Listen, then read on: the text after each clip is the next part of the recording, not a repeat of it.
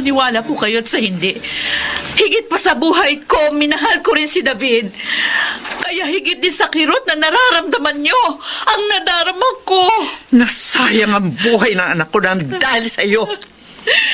Marami pa siyang pangarap bilang isang alagad ng batas.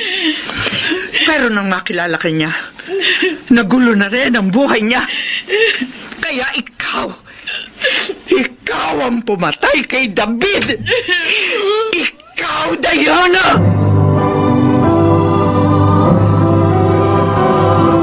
Handog ng DZRH ang tula sa kanyang panahon. Bakit nga ba nananatili tayong nakagapos sa mapapait na alaala ng nakaraan? Mga kaibigan, pakinggan po natin ang naging karanasan ni Teresa sa ating dunang sa kanyang panahon.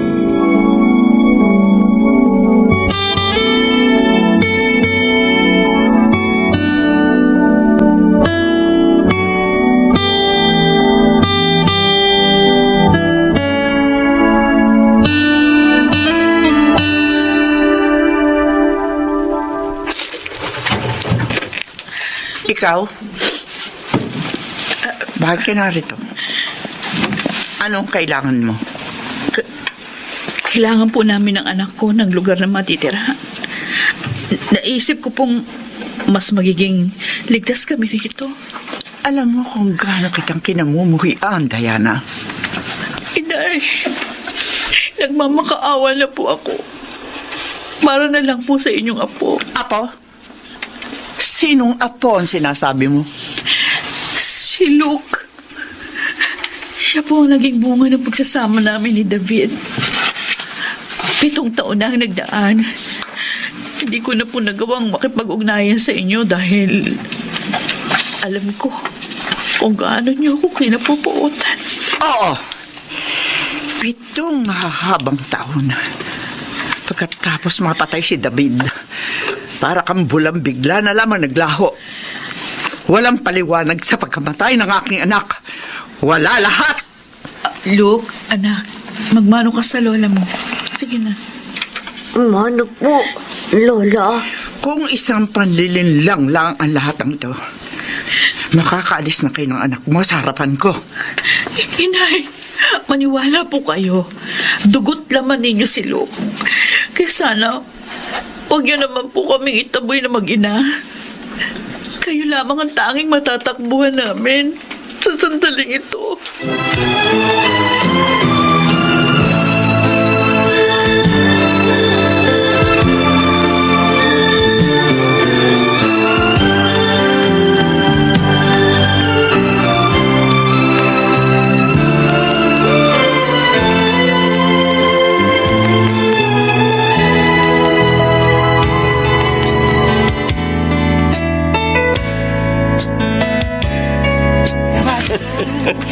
Akalain mo yun?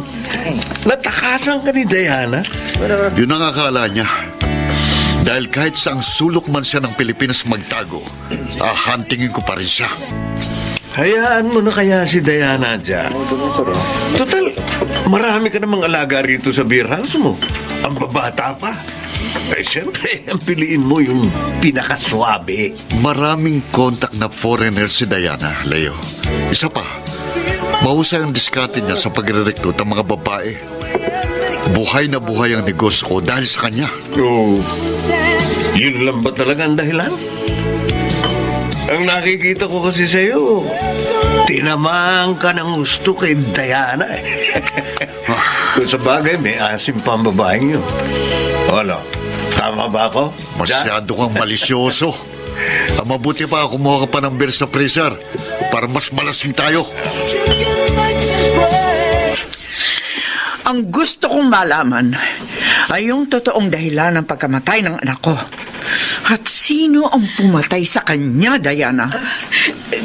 Kasagsagan na po ng nangyaring gulo noon sa beer house nung rumesponde si David. Hindi ko na po alam kung saan ang galing yung mga putok. Nung makita ko siya, Duguan ang nakahandusay sa semento. Kung ganun, namatay pa lang anak ko dahil lamang sa pagtatanggol sa isang walang kwentang katulad mo. Sa isang putik na katulad mo. Sa maniwala kayo at sa hindi. Higit pa sa buhay ko, minahal ko rin si David. Kaya higit din sa kirot na nararamdaman niyo ang nadarama ko. Nasayang ang buhay ng anak ko nang dahil sa iyo. Marami pa siyang pangarap bilang isang alagad ng batas. Pero nung makilala ka niya, nagulo na rin ang buhay niya. Kaya ikaw ang pumatay kay David. Ikaw, Diana!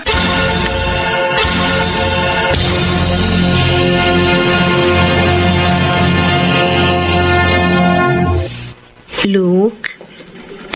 Oh, gabi na. Bakit hindi ka pa natutulog sa kwarto mo? Di ba po kasi ako naantok? Tita Ani. O, teka. Umiiyak ka ba? Oh, bakit? Si Lola Teresa po kasi.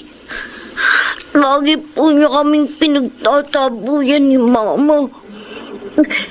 Bakit galit na galit po sa amin si Lola, tita? Hindi naman siguro.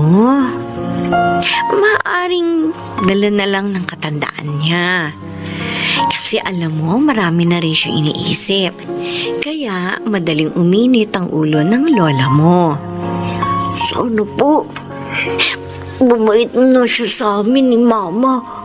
Kasi wala naman po talaga kaming pupuntahan ni Mama eh. Ay, saka, gusto ko na rin po dito. Kasi mabait ka naman po sa akin, Tita Ani. Mabait din ang Lola Teresa mo, Luke. Hayaan mo, mapapatunayan mo rin yon sa pagdaan ng mga araw. Sa ngayon, maaring meron lang siyang pinagdadaanan, ha?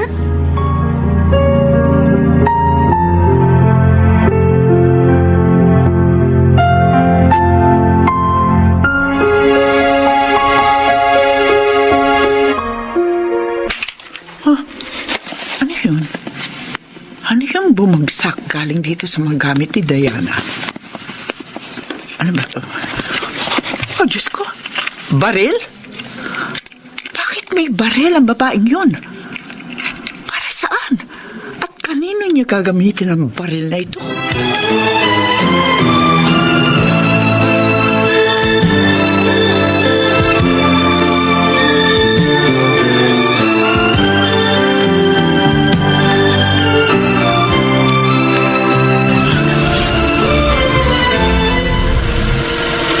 Hoy, Jack!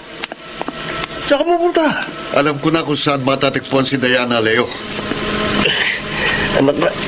Talagang hindi mo tatantanan si Diana, ha? Mahalagang oras ko. Saan na tayo mag-usap? Teka, sasama ako. Hindi na kailangan. Ang bantayan mo, yung mga babaeng pasaway sa kasa. Sige na, alis na ako. Teka, oy! Yung baril mo na iwan mo sa akin, oh! Jack!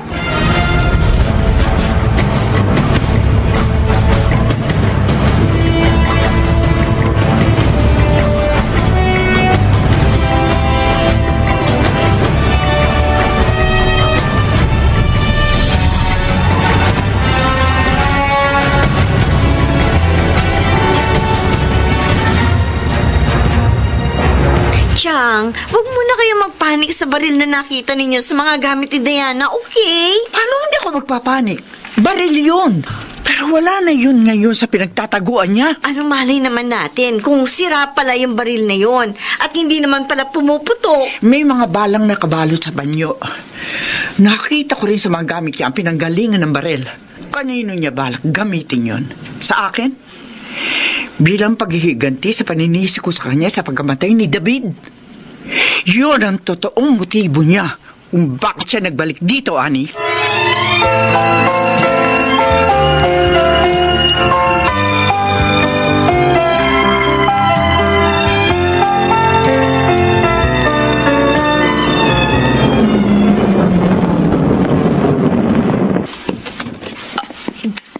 Jack!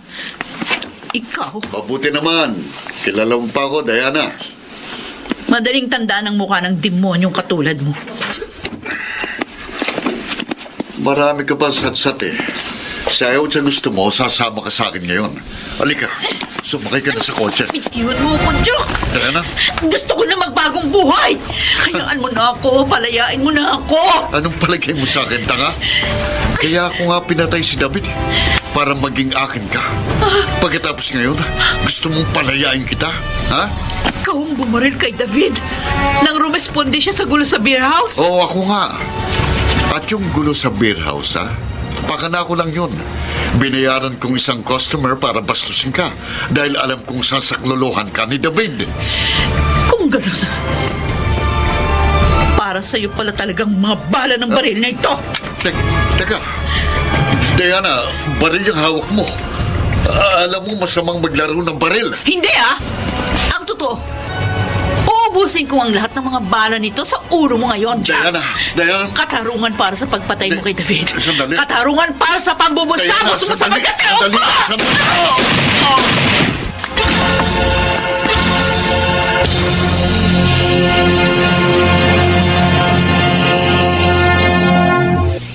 Nay, ngayong nabigyan ko na ng katarungan ang pagkamatay ni David, mapapanatag na rin ang kanyang kaluluwa. Saan man siya naroroon. Pero hindi mo pa rin dapat na inilagay sa mga kamay mo ang batas, Diana. Siguro nga, kailangang mangyari ang lahat ng ito para ganap ng maghilom ang mga sugat na nilikha ng nakaraan sa mga pagitan natin. Diana, patawarin mo sana ako. Hinusgahan kita. Sinukat ko ang kakayahan mong magmahal ng tapat. Si Luke, siya ang magpupuno sa pangungulila niyo sa pagkawala ni David. Pangako, mamahalin ko mapo ko. Katulad ng naging pagmamahal ko sa kanyang ama. Sa mga sinabi niyo, mapapanatag na rin po ako, Inay. Hindi na ako mag-aalala para sa kinabukasan ng aking anak. Ikaw pa rin ang kanyang ina, Diana. Kailanman, hindi ko matutumbasan ang papel na ginampanan mo sa buhay niya.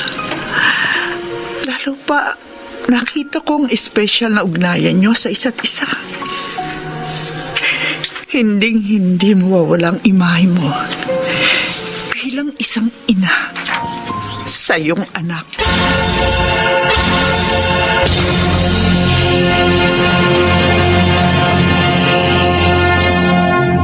Totoong mahirap burahin sa ating isipan ang mga pangit na alaala ng nakaraan. Ngunit hindi natin dapat hayaang tumubo at mag-ugat ang kapaitan sa ating mga puso. Sa kanyang panahon.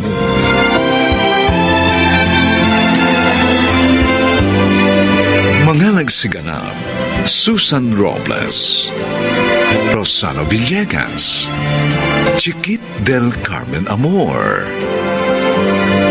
Lionel Benjamin, at Phil Cruz. Special Sound Effects, Jerry Mutia. Technical Supervision, Bong Buyar at Eric Lucero. Musical Scoring, Buboy Sanonga. Ang kasaysayang ito ay mula sa panulat ni Sel Barlam at sa pinagsamang direksyon ng inyong lingkod June Martin Legaspi at Bobby Cruz. Sa kanyang panahon. Sandali! Bakit hindi ka makatingin sa akin? Maganda naman ako. Lalo na kung walang tuwalya. Ate, kukunin ko na po ang cellphone mo. Ruben, tingnan mo ko. No, Aalisin ko yung tuwalya, ha? huwag mong gagawin yan, ate. Huwag mong sirain ang respeto ko sa'yo. Kapag ginawa mo yan, aalis ako dito ngayon din.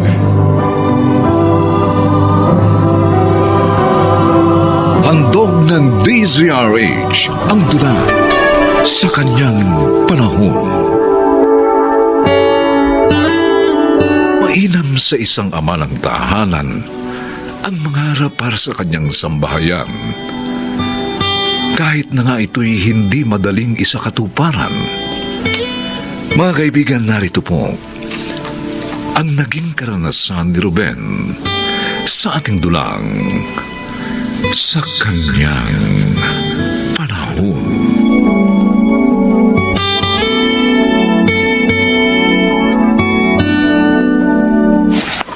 Mahaba na rin pala ang karanasan mo sa panaderya? Medyo po, ma'am. Dahil 5 years po ako naging panadero sa aming probinsya. Ay, sabagay. Mukha kang mabait. Rekomendado pa ni Greg. At may experience na rin sa trabahong ito. Kaya, okay, sige. Tanggap ka na. Naku, maraming salamat po, Ma'am Madel. Pangako po, magsisipag po ako. Aasahan ko yan. Ay, siya nga pala. Po. Stay in ka rito, ha? Okay po. Buti nga't hindi na ako mangungupahan pa. Buti rin. Dahil lagi tayo magkakasama. May sinasabi po kayo, ma'am? Ang sabi ko, mabuti naman at payag ka. Actually, nasa abroad yung kapatid ko na may-ari nitong bakery. At hirap ako na walang assistant dito eh. Kaya, ikaw ang gagawin ko assistant.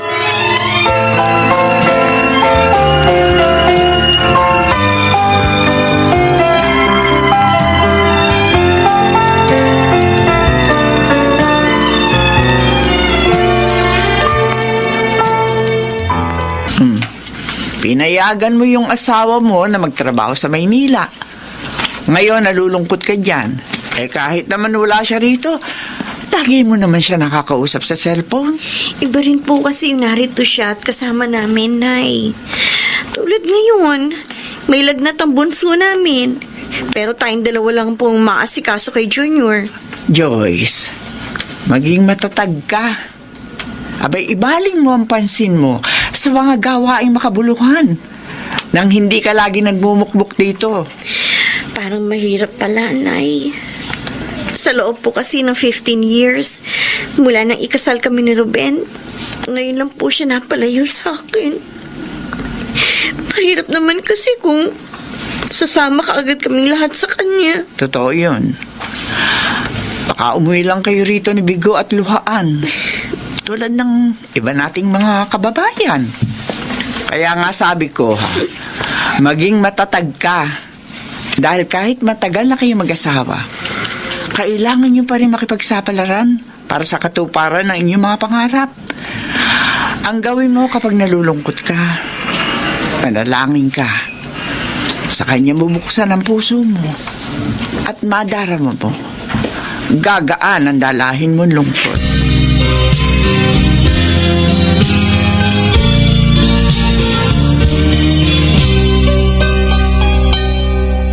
Ruben, tanghali na. Kumain ka na. Sige po, ate. Tatapusin ko lang itong paglilinis dito sa panaderya habang walang bumibili. Ay, mamaya na yan. Hindi naman kailangan apurahin eh. Sabayan mo na akong kumain. Malungkot kasing kumain kapag mag-isa. Sige na, sabayan mo na ako. Nagluto ako ng masarap na ulam. Gusto ko matikman mo. Kasi po, Ate Madel. Halika na. Magtatampo ako pag hindi mo ako pinagbigyan.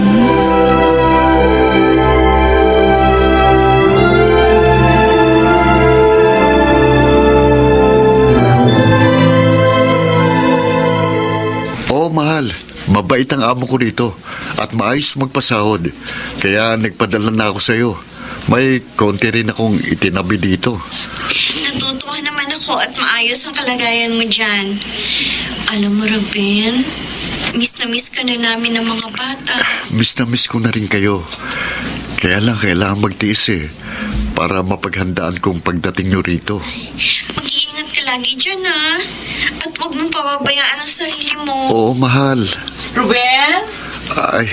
Pwede ba ako magpasama sa'yo ng mamili? Sige, Joyce. May iutos sa akin ng amo ko Tatawagan na lang kita uli. Bye. Ate Madel, sige po. Anong oras po tayo aalis? Akala ko hindi mo na ako mapapansin. Pasensya na po. Tinapos ko lang kung pakikipag-usap ko sa misis ko. Alam mo, maswerteng misis mo. Oh, Mabait ka na. Guwapo pa.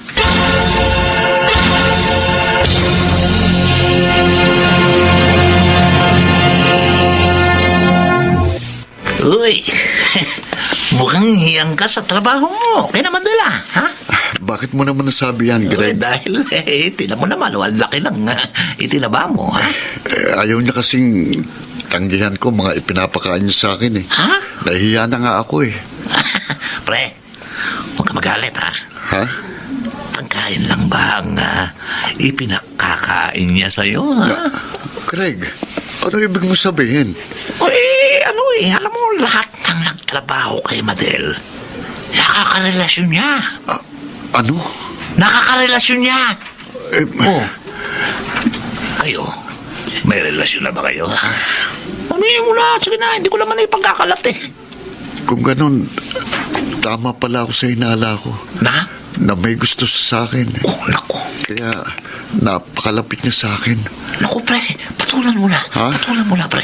Wala naman dito asawa mo eh. Pagkakapera ka na kay Madel. Naku, mababawasan pa ang pangungulila mo sa misis mo.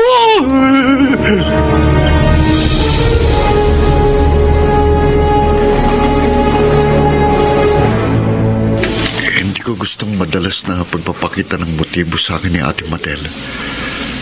Paano ko kaya siya maiwasan? Kung may ibang trabaho sana akong malilipatan, lalayuan ko na siya ng tuluyan. Ruben? Si Ate Madel, lumabas sa banyo na nakatuwalya lang. Ruben! May uutos ako sa'yo. Ate, bakit po kayo lumabas ng banyo na nakatuwalya lang? Kasi nakalimutan ko yung cellphone ko doon sa kwarto. Ha? Pakikuha mo, please. Gusto ko kasi dala ko yun kahit naliligo ako. Sige po. Ay, sandali. Oh, Wait. Bakit hindi ka makatingin sa akin? Maganda naman ako. Lalo na kung walang tuwalya. kukunin ko na pong cellphone nyo. Ate, Sandali. Tingnan mo ako. Aalisin ko yung tuwalya, ha? huwag mong gagawin yan, ate. Huwag mong sirain ang respeto ko sa'yo. Kapag ginawa mo yan, aalis ako dito ngayon din.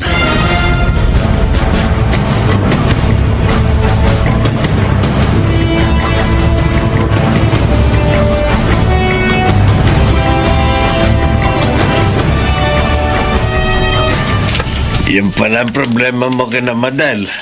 Oo, Mang Pablo. Gusto ko mabigyan ng magandang bukas ang pamilya ko. Kaya ako nakipagsapalaran dito sa Maynila. Pero dahil sa panunukso ng aking amo, para pong napipintong mabigo ang pangarap ko. At ayoko pong mangyari yun. Gusto mong umalis doon, pero wala kang trabaho. Opo, Mang Pablo. Sa mga customer namin, kayo pong nakagaanan ko na ng loob. Kaya po, naikwento ko sa inyong problema ko. Sa bagay na yan matutulungan kita. Totoo po. Oo. Supervisor ako sa isang pabrika. At siyempre naman hiring kami ngayon. Talaga ho? Kaya may papasok kita doon. Naku. Pati na ang iyong asawa kung gusto niya. Napakalaking tulong po niyan sa amin, Mang Pablo. Makakasama ko ng misis ko. Pareho pa kami magkakatrabaho. Tatawagan ko po sa kagad para makapunta dito. Pero, Mang Pablo, pwede po bang una niyo akong i-rekomenda para ho mapagandaan ko pagdating dito ng misis ko?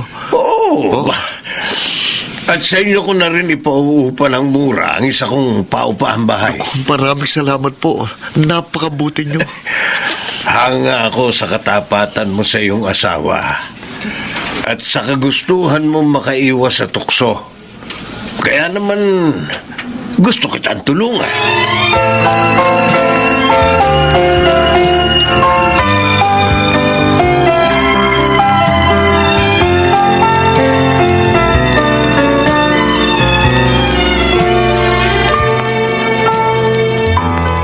Ruben? ito? Bakit nasa labas ang mga gamit mo? Pasensya na po, Ate Madel. Magpapaalam na po ako sa inyo. Aha? Aalis ka na rito? Oho. Ayoko na hong maulit pang ang mga ginawa niyong panunukso sa akin. Ruben, Mahal ko pong asawa ko at ayoko mawasak ang pamilya namin. Kaya bago pa ako mahulog sa kasalanan, aalis na po ako rito. pero... Hindi ko kailangan ng kaginhawahang maiaalok ninyo. Ang gusto ko'y isang payapat maligayang buhay sa piling ng aking pamilya.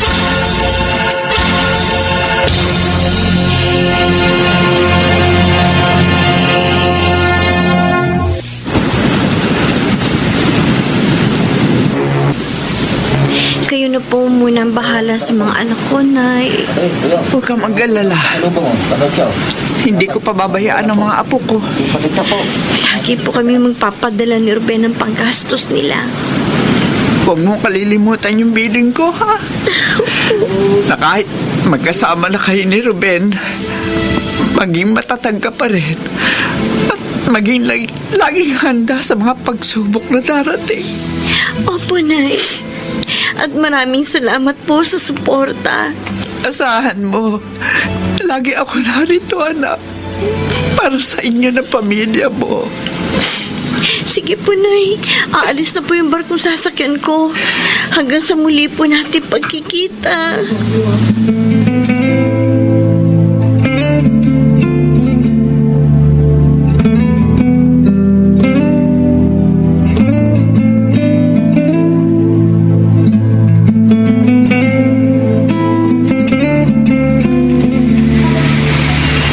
Mahal, luto na itong mga ulam.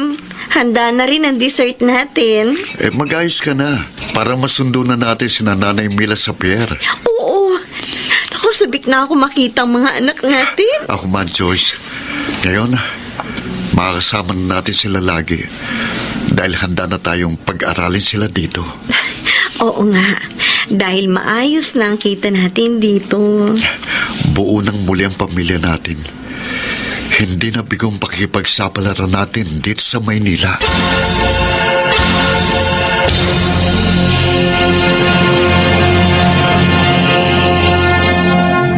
Maitutulad sa pakikipagdigma ang pakikipagsapalaran.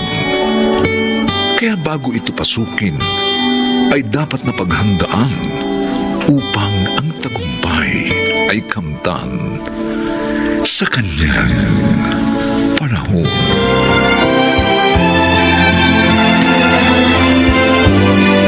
Mga nagsiganap, Phil Cruz, Chiquit del Carmen Amor, Susan Robles, Rosana Villegas, Lionel Benamin at ang inyong lingkod.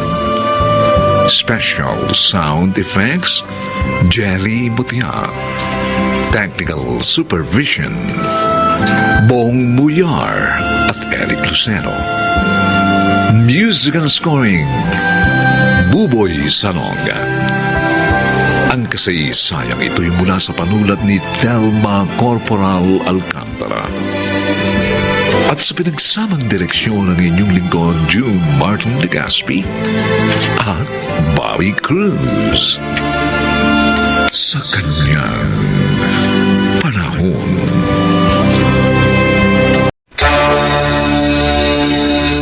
Queenie, ito ang tatandaan mo. Hindi ako nagkulang sa inyo. Maaaring hindi niyo ako nakasama sa mahabang panahon. Pero sinikap ko namang maging mabuting ina sa inyo. Pinag-aral ko kayo. Sinunod ko ang layaw nyo. Sinikap kong puna ng mga pagkukulang sa inyo ng magaling nyong ama. Handog ng DZRH ang tula sa kanyang panahon. Mahirap para sa ina ang mawalay sa kanyang mga anak.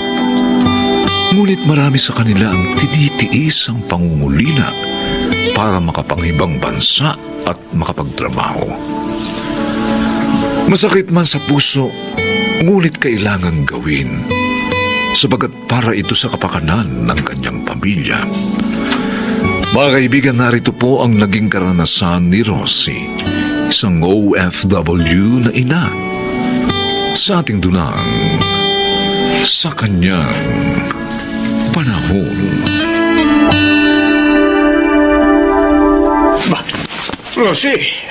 Rosie, buti naman nakauwi ka na. Naligtas. Halika, pasok. Oh, kumusta na kayo dito?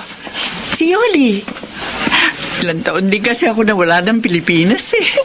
Mabuti naman kami ni Yoli. Namalengke lang siya saglit. Alam mo na, maghahanda siya ng maraming pagkain kasi alam niya ngayon ang uwi mo.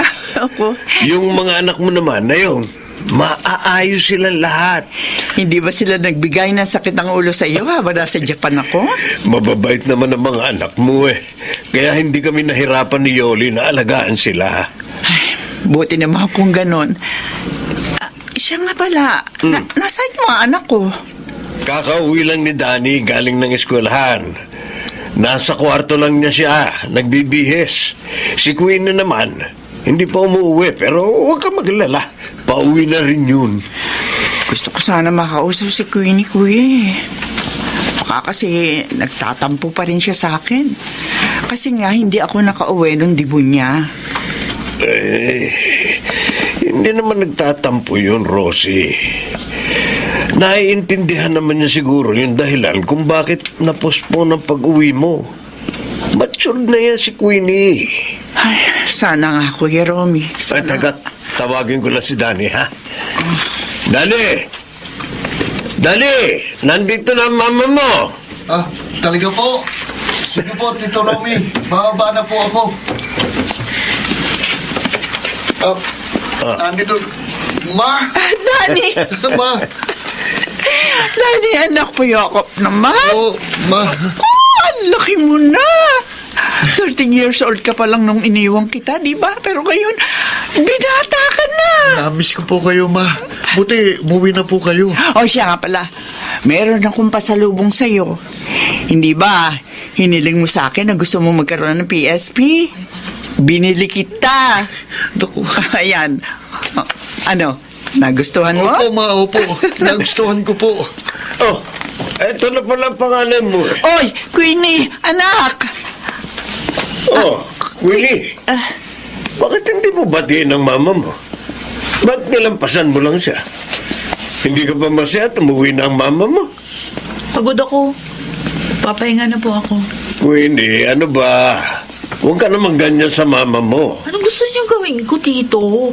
Batiin ko siya? Okay, sige.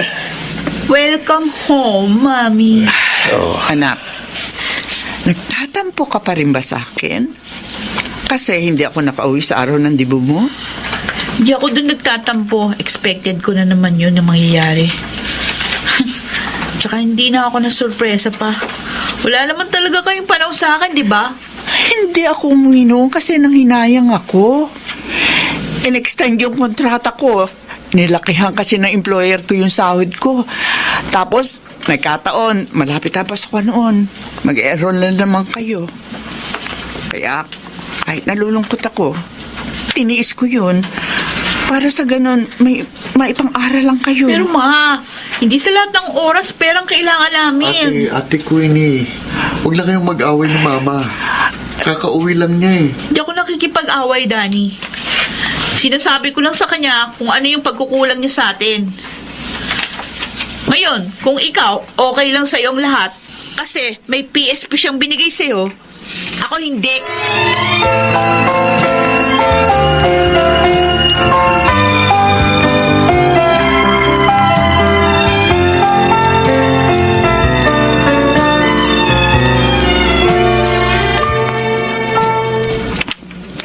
Queenie, saan ka pupunta? Attend lang ako ng party kina Jessa. Attend ng party ng ganitong oras?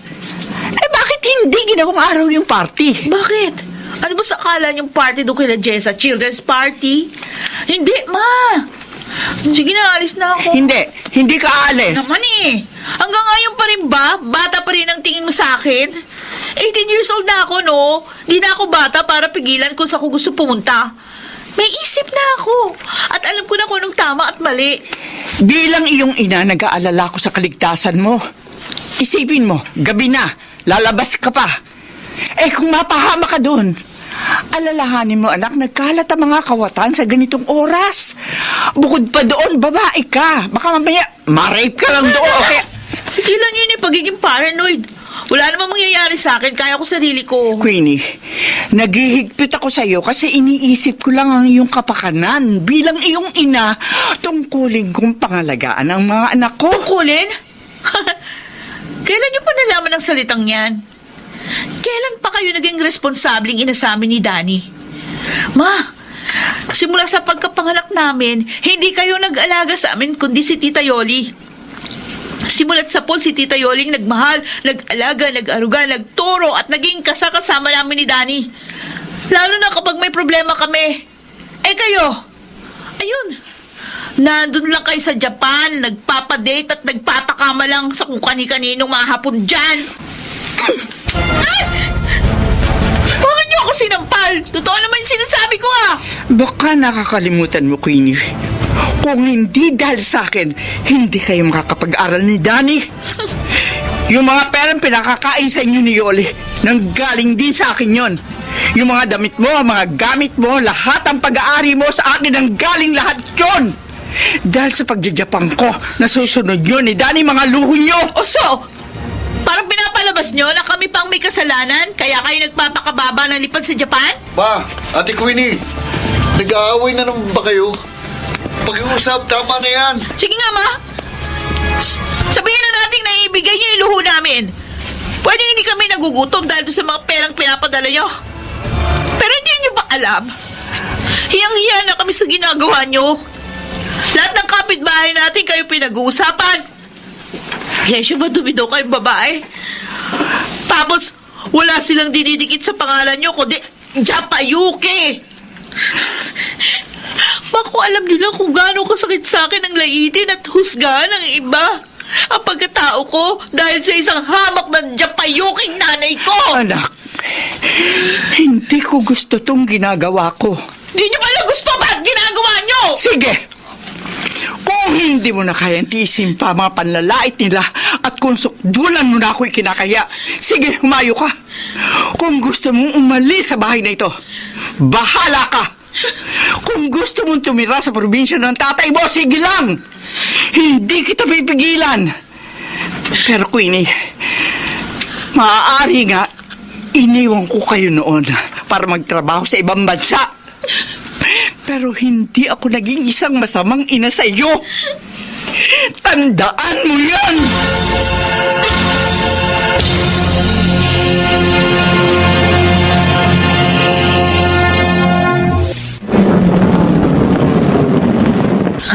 Thanks, Daryl. Wala yun, babe. Girlfriend kita eh. Hindi naman ako magsasawang ihatid sundo ka sa inyo. Sorry ha, kung hindi kita pwedeng papasukin sa loob ng bahay namin. Alam mo naman ang mama ko, strict ah. Okay lang yun. Naintindihan ko yun. Okay na yun namin. Aba, good night. Ingat ka ha. Okay. Bye. Bye. Queenie, Nandiyan pa pala kayo? Hey, pwede ba mapagod ako? Magpapahinga na ako. sa palagay mo, uwi pa ba ng isang matinong babae ang ganitong oras? Hindi Ha? na ako bata. Alam ko na ginagawa ko. Maling lalaki ang pinili mo. At paano kayo nakakasigurong mali yung decision ko na piliin si Daryl? Hindi si Daryl ang nararapat na lalaki para sa'yo. Sagana lamang siya sa forma. Nag-aaral pa lang kayo, pero kung umasta akala mo, may sarili ng pera. Pero wag ka. Umaasa pa lang yan sa allowance na ibinibigay sa kanya ng kanyang mga magulang. Yung panggasolina niya sa kanyang sasakyan, malamang sa mga magulang pa niya hinihingi. Kaya kayo hinahusgahan ng ibang tao? Kasi mapanghusga din kayo. Dahil lang ba sa maporma si Daryl, huhusgahan nyo na siya na walang kwentang tao? Bakit kayo? May kwenta ba kayo? Labas ang kasainom mo. Ba't hindi kayo makasagot? Kasi alam niyo wala. Queenie, ito ang tatandaan mo. Hindi ako nagkulang sa inyo. Maaaring hindi niyo ako nakasama sa mahabang panahon. Pero sinikap ko naman na maging isang mabuting ina sa inyo. Pinag-aral ko kayo. Sinunod ko ang layaw nyo. Sinikap kong puna ng mga pagkukulang sa inyo na magaling niyong ama. Yung mga panghuhusga sa inyo ng mga tao. Kasi ang nanay nyo, Japayuki. Pero ang totoo niyan, nasasaktan din ako doon. Kung nakatingin kayo ng panghuhusga sa iba, wala pa yan sa kalingkingan na natanggap ko. Minahal ko kayong magkakapatid. Tapos, ganito lang ang igaganti mo sa akin? Anong klase kang anak? Sige, Queenie. Huwag mo ko ituring na ina. Hindi na rin kita ituturing na anak.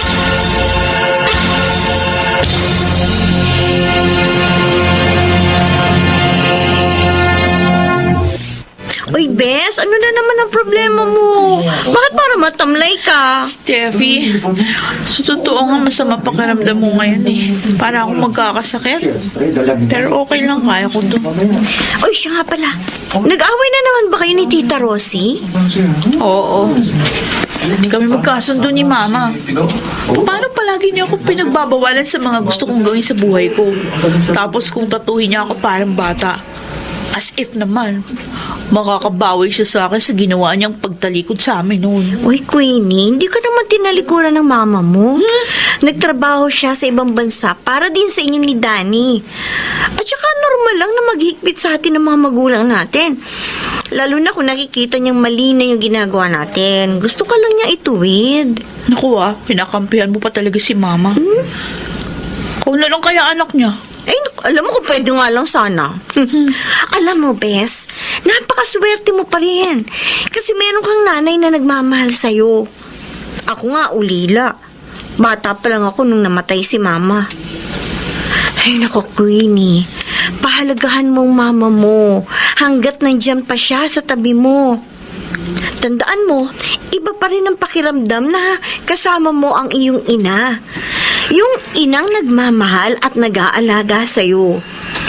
Ay naku, Bes, huwag mong sayangin ang pagkakataon. Humingi ka na ng tawad sa kanya.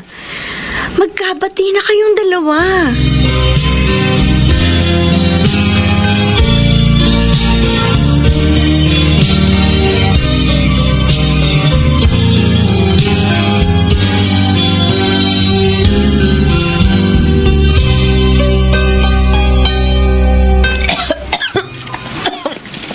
Grabe.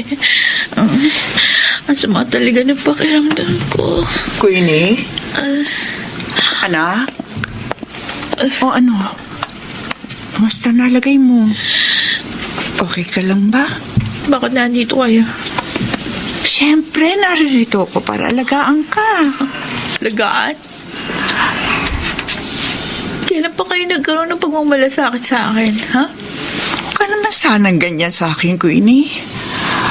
Anak kita. Kaya may care ako sa'yo. Teka, salating ko. Mainit ka pa rin Bakit kaya hindi bumababa ang lagnat mo? Kasi baka mali pag-aalagaan niyo. Anak, ang isang ina kailanman hindi nagkakamali sa pag-aalaga. Talaga? Alam ko, nagtatampo ka pa rin sa akin hanggang ngayon. Sana mapatawad mo na ako, Queenie. Inaamin ko, marami ako naging pagkukulang sa'yo. Pero sana naman kalimutan mo na yun. Naririto na ako para bumawi sa'yo. Mahal niyo ba talaga ako? Saksi ko ang Diyos kung gaano ko kayo kamahal ni Danny. Anak, mahal na mahal kita. At kahit galit ka sa akin at palagi mo akong pinagtatabo yan, hindi magbabago ang mga nararamdaman ko para sa iyo. Sa totoo lang, gusto ko pakita sa inyo, mahal ko rin kayo. Kaso natatakot ako. Kasi baka mamaya umalis na naman kayo, iiwan niyo na naman ako. Gusto kong maramdaman ang pagmamahal mula sa inyo. Pero hindi ko yun maramdaman. Dahil palagi kayong wala. Ako ini, anak. Sana huwag na kayo umalis. Dito na lang kayo. Total malaki na kami ni Danny. Pwede naman kami tumulong sa inyo sa paghahanap buhay. Huwag niyo na kami iwan, please.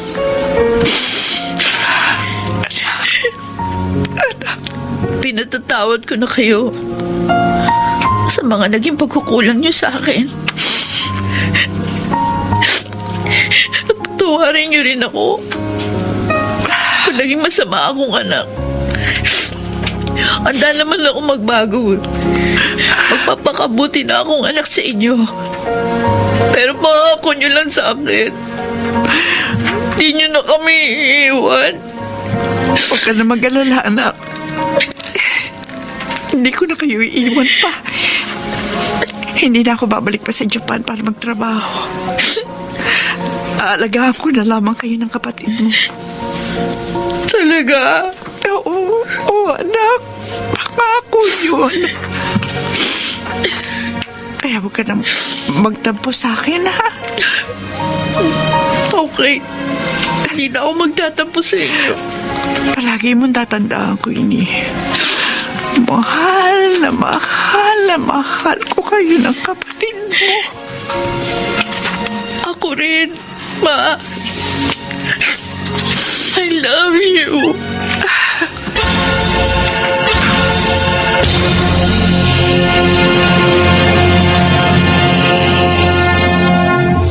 Walang magulang sa mundo ang naghangad ng mga ibang bansa upang iwan ang kanilang mga anak. Kung alam lang natin ang kirot sa dibdib na unti-unti kang lumalaki nang wala man lang silang nabubuong mga alaala, nakapiling ka. Unawain natin ang ating mga magulang na OFW. Nagsasakripisyo sila upang may maitustos sila sa atin at masiguro ang ating kinabukasan. Magandang kinabukasan sa kanyang panahon.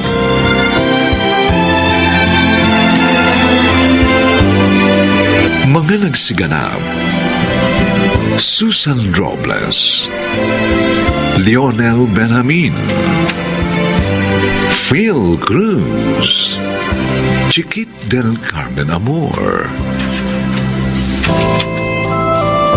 at Rosana Villegas. Special sound effects, Jerry Mutia. Technical supervision, Bong Muyar at Eric Lucero. Musical scoring, Buboy Sanonga. Ang kasaysayang ito'y mula sa panulat ni Krishna Senga. At sa pinagsamang direksyon ng inyong lingkod June Martin Legaspi at Bobby Cruz. Sa kanyang panahon.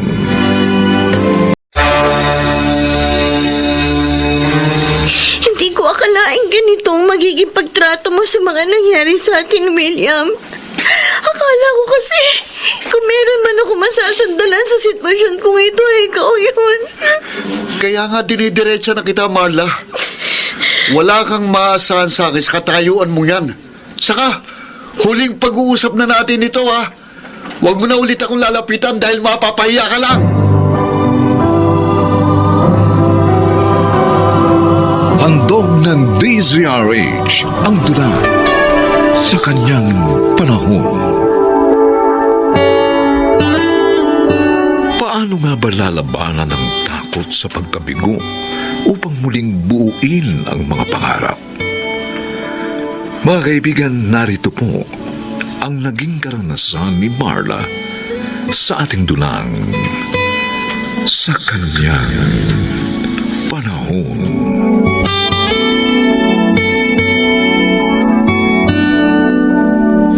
Paligay ko, Ate Feli. Kapag nakatapos na sa kuleyo ngayong taon si Marla mo, pwede mo nang iwan ang pagluluto ng mga kakanin. Abay, pwede ka na mag-sitting pretty pagdating ng araw na yun, aba. Ay, yan talaga ang pinakihintay ko yugto ng buhay ko, Rosa. Pagod na ang katawan lupa ko sa kahahalo ng kalamay. Abay, kapag nakatapos siya, pagkakataon naman niya para buhayin ako. Mabilis lang naman nalilipas ang isang taon. Hindi ka maiinip, may anak ka ng teacher. Ay, pero magre-review pa rin siya para sa licensure exam, Rosa. Kailangan niya ipasa ang pagsusulit na yun. Kayang-kaya yun ni Marla. Kaya wala kang dapat ipag-alala sa dunong ng dalaga mo. Talagang kailangan niyang seryosohin na magiging buhay namin sa hinaharap, Rosa. Abay, gusto ko na makahon sa hirap. Dahil kung isisilang akong muli, hindi ko na naisin pa ang buhay na ganito. Itinaga ko na yan sa bato.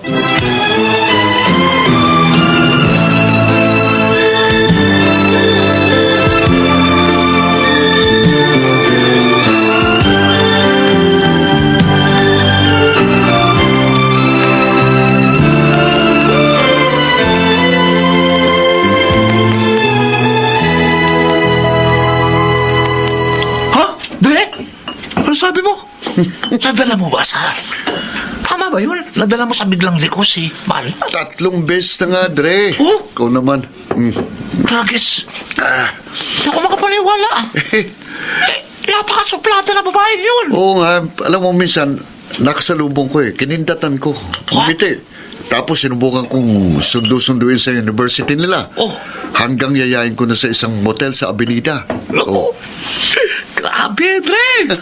Ang bilis mo talaga sa babae. Tanong, seryosohan na ba yan, ha? Ha? Ha? Matinong babae yung kinalaw ko, pre. Ako, magsiseryoso sa babae. Para namang hindi mo kabisadong kategorya ko, pare. Ha? Kapag natikman ko na, ayoko na.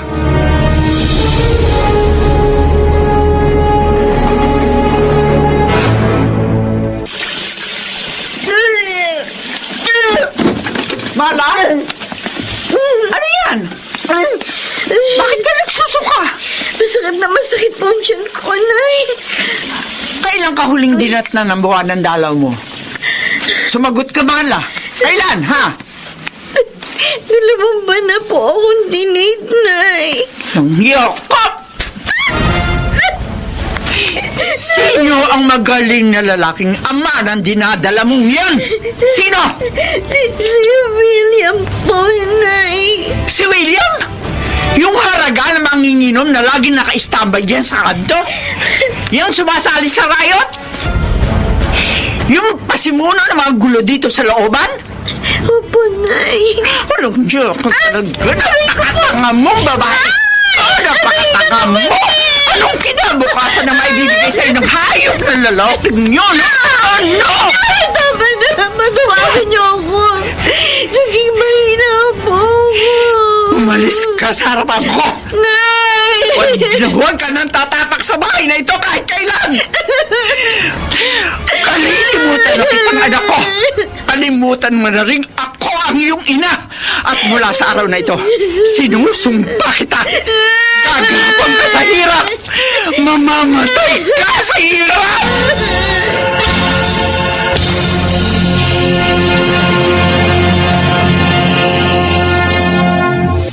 Sa kalagayan kong ito, wala ako ibang mapupuntahan kundi ikaw, William. Hindi tayo po pwedeng magsama, Marla. Di sarili ko nga, hindi ko alam kung saan ko ilalagay. Pero dugot laman mo itong dinadala ko. Yan ang isa pang hindi ko masasagot sa'yo. Kahit kailan, hindi ko isusubong sarili ko sa ganyang obligasyon. Hindi ko akalain ganito ang magiging pagtrato mo sa mga nangyari sa atin. Ang akala ko, kung meron man ako masasandalan sa sitwasyon ko ito, ikaw yun! Kaya nga dinidiretso na kita eh. Wala kang maasahan sa akin sa katayuan mong yan. Sa huling pag-uusap na natin ito, ha? Huwag mo na ulit akong lalapitan dahil mapapahiya ka lang.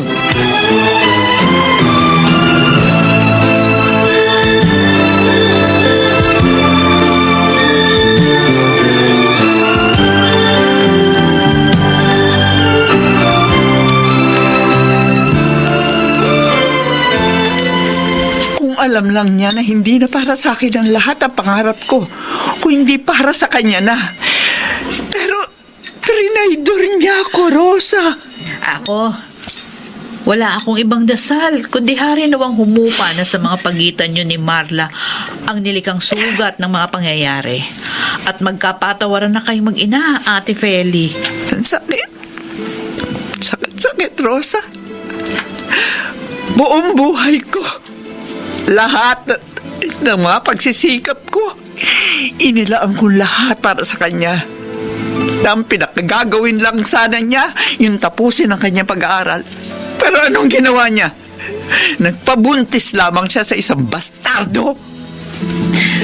Pero ang tungkulin pa rin natin kasi bilang mga magulang mahalin at patnubayan pa rin natin ang ating mga anak sa kabila ng pagkaligaw nila ng landas. Hindi ko mapapatawad si Marla, Rosa. Kung ikakatwiran niya para sa pansarili niyang kapakanan, ang pinili niya, napaksakim niya. Hindi niya na ako binigyang halaga. Kinalimutan niya, pananagutan niya sa akin bilang kanyang ina.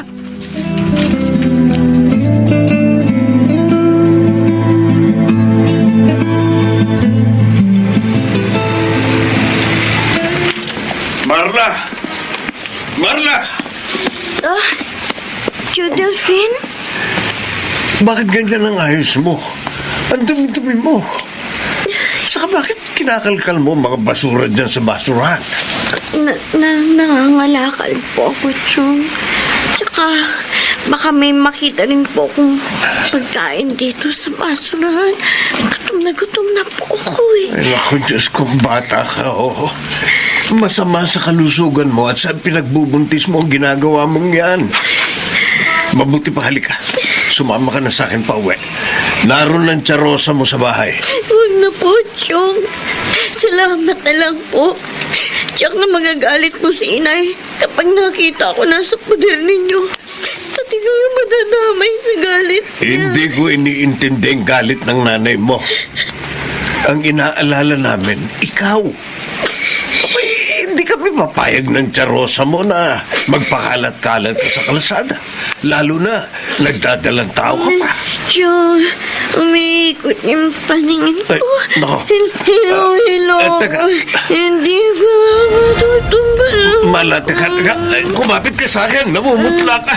Buti pa, dadalhin kita sa pinakamalapit na ospital. Ngayon din.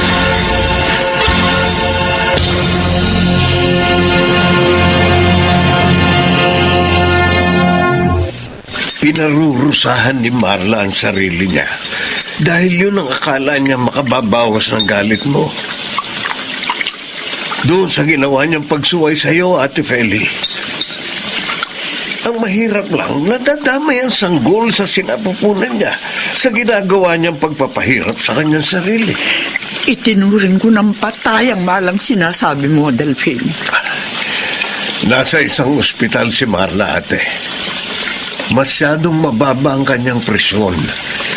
Natuklasang kulang din siya sa mga nutrisyong kailangan ng isang nagdadalang tao. At maaaring makaapekto ang mga yon sa dinadala niyang sanggol. Sinasabi mo bang lahat yan sa akin para makonsensya ako, Delphine? Kung alam mo lang na mas mahirap at masakit ang pinagdadaanan ko dahil sa katraydoran ng babaeng yun. Umasa ako iaahon niya ako sa hirap. Pero heto, naghahalo pa rin ako ng kalamay at habang buhay na maghahalo na lang ako ng kalamay.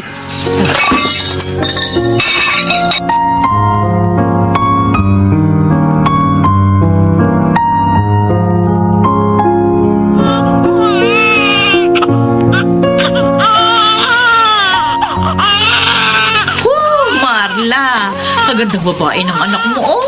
Kakapal ng buhok at kaganda ng kutis. O O eto, pagmasdan mo siya, itatabi ko sa iyo. Ang anak ko. Totoo po pala lahat ng mga sinabi niyo sa kanya. Rosa. Oo, at tingnan mo, nakuha niya pati yung mukha mong bilugan. Pati ka mo kulay tsokolate mong mga mata, Napakaganda po ng anak ko. Ang lagay ba niyan eh? Ikaw lang ang may karapatang makakita at makahawak sa apo ko, Rosa. Si Ate Feli, Inay, Kapag lumabas na kayo rito sa ospital ng apo ko, abay magtatampo ako kapag sa bahay pa ng Tia Rosa mo kayo tutuloy. totoo po ba yung narinig ko, Nay? Oy, bakit? Saan ka ba nakatira? Eh, sino ba ang nanay mo? Maraming salamat po sa pagtanggap niya sa amin na anak ko. Napakaligaya ko po ngayong araw na to sa ipinagkaloob ninyong pagpapatawad. Pero sa isang kondisyon. Ano pong kondisyon, Inay? Na ipagpapatuloy mo ang pag-aaral mo. Tatapusin mo yung naiwan mo pang 1 taon sa kolehiyo. Opo, Inay. Gusto ko rin po talagang matapos ang kurso ko. Gusto ko po. Dahil sa pagkakataong ito, hindi lamang ang sarili mong buhay ang kailangan mong sinupin, kundi pati na rin ang magiging kinabukasan ng iyong anak. Hindi na ako makakasama mong haharap sa mga pagsubok upang labanan ang agos ng buhay, Marla. At ngayong isa ka na ring ina, matutuklasan mo ang iba't ibang kahulugan ng salitang sakripisyo.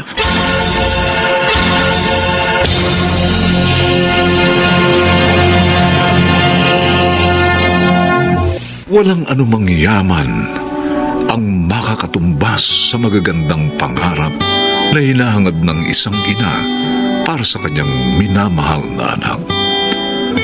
Mula sa isang mabuting buhay na inaasam-asam, tungo sa isa ring puno ng pangakong bukas sa kanyang panahon.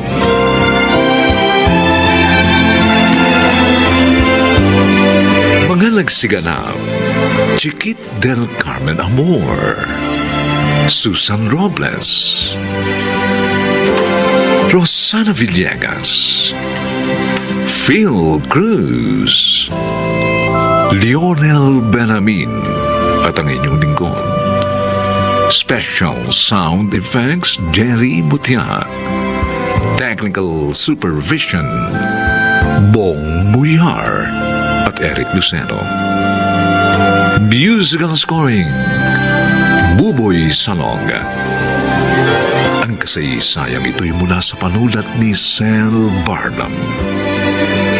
At sa pinagsamang direksyon ng inyong lingkod, June Martin Legaspi at Bobby Cruz.